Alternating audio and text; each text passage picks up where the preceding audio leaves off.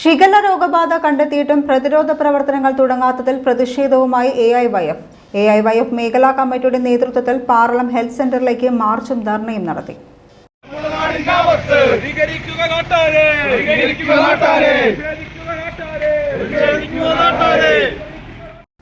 Shigella രോഗബാധ സ്ഥിരീകരിച്ചിട്ടും രോഗവിവരങ്ങൾ മറച്ചുവെക്കുകയും പ്രതിരോധ പ്രവർത്തനങ്ങൾ തുടങ്ങാത്തതുമാണ് എഐവൈഎഫ് പ്രതിഷേധത്തിന് കാരണമായത്. സിപിഐ ചേർപ്പ് മണ്ഡലം സെക്രട്ടറി കെ ജോബി പ്രതിഷേധ സമരം ഉദ്ഘാടനം ചെയ്തു. അനവധി കോളനികളുള്ള നാടാണ് ഈ പാർലം ഗ്രാമപഞ്ചായത്ത്. 3 സെന്റ് 4 സെന്റ് ഭൂമിയിൽ തിങ്ങിപ്പാർക്കുന്ന 36ഓളം കോളനികളുണ്ട് ഈ നാടിന്റെ മുമ്പിൽ. ആ കോളനികളിൽ ആയിരക്കണക്കിന് മനുഷ്യരാണ് ജീവിക്കുന്നത്.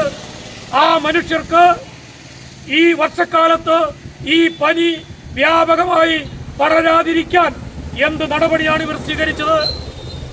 അതൊരു രാഷ്ട്രീയത്തിന്റെ വിഷയമാണ്. BJP ഭരിക്കുന്ന കേന്ദ്ര ഗവൺമെന്റ് കൊറോണയ്ക്കെതിരെ ഒരു നടപടിയും ഈ രാജ്യത്ത് സ്വീകരിച്ചില്ല. BJP ഭരിക്കുന്ന പാർലം പഞ്ചായത്ത് ഈ ഷിഗല്ല പനി ഈ കോടന്നൂരിൽ ഉണ്ടാകുമ്പോൾ ഞങ്ങൾ ഒരു നടപടിയും സ്വീകരിക്കാൻ ഒരുക്കമല്ല എന്ന് പ്രഖ്യാപിച്ചിരിക്കുകയാണ്. BJPയുടെ ധാർഷ്ട്യം അവസാനിപ്പിക്കാൻ കമ്മ്യൂണിസ്റ്റ് പ്രസ്ഥാനത്തിന് അറിയാം.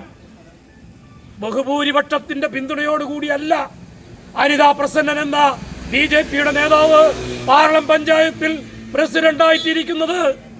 നറുക്കെടുപ്പിന്റെ പിൻബലത്തിൽ 6-6 എന്ന് പറയുന്ന UDFന്റെയും BJPയുടെയും എണ്ണത്തിന്റെ അടിസ്ഥാനത്തിൽ നറുക്കെടുപ്പിന്റെ അടിസ്ഥാനത്തിൽ പഞ്ചായത്ത് പ്രസിഡന്റ് പദവിയിലിരിക്കുന്ന അനിതാ പ്രസന്നൻ എന്ന BJPയുടെ നേതാവ് ഒന്നോർത്തുകൊള്ളുക, നിങ്ങൾക്ക് പഞ്ചായത്ത് ഭരിക്കാനുള്ള ബഹുഭൂരിപക്ഷം ഈ നാട്ടിലെ ജനത നൽകിയിട്ടില്ല.